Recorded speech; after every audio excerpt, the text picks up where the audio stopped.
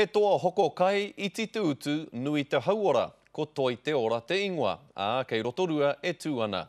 Anei te pūrongo a Hinarangi Goodman. A broccoli, half a cauliflower. Nā te kaha iti o te utu o ngā hua rākau me ngā hua whenua, arā e hoko nāna mai tēnei o ngā toa o te uru o Rotorua, I nā ke te muia I rā, e te hunga kai hoko pēnei I ēnei.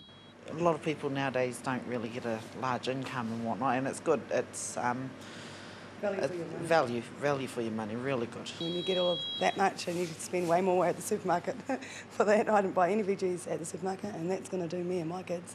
And I have 3 kids of my own, so I'm wrapped.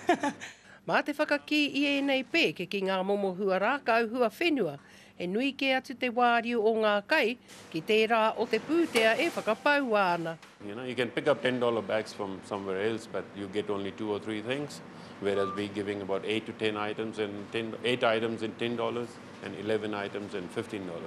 Oh, definitely about another $10, $15 worth of savings. That's massive, I reckon, yeah. If you're buying it fresh from the supermarket, definitely. Warua wiki I aia nei mai te tuwhiratanga o tēnei toa.